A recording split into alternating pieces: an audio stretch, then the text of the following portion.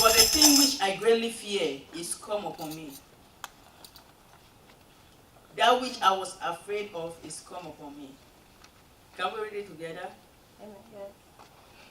For the thing I greatly feared has come upon me, and what I dreaded has happened to me. It's simple, right? You hear that song that says, Tiwa no like a night it comes so. Yeah? Somebody almost answers our name. Tiwa no like a night it what? Night it comes slow. It means there's something in your heart that you don't like. It's something in your heart that you don't want to happen to you. But you picture it that it might happen. You picture it that there's a probability that that thing may likely occur in your life.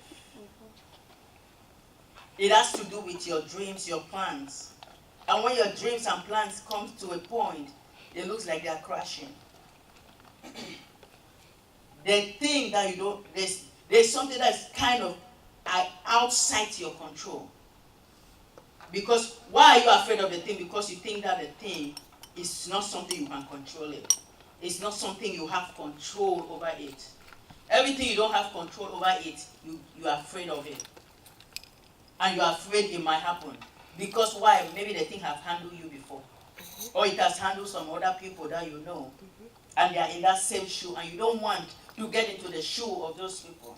You don't want what has transpired in the life of others to come upon you. What you've seen others suffer from, you don't want it to be your same story. So there's something that's in your mind because that thing looks so strong. That thing looks very difficult to get. That thing looks like it can just slip into anybody's house at any time. It can just be named after you just suddenly. So there's something that you really don't like to happen to you. And Job says, what? He says, the thing I don't like. He said, the thing I fear the most. It means there were some fears in his heart, but the greatest one.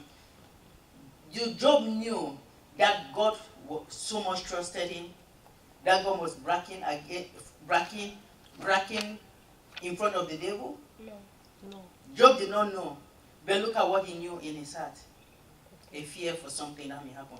But Job knew that God had built a hedge of protection around him, that nothing could happen to him. But despite that, because it was Satan that was telling God, because you have done what? Built a hedge of protection, right? Yeah.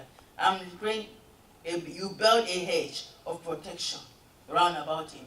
So Job did not know that God was protecting him so that those fears do not do what?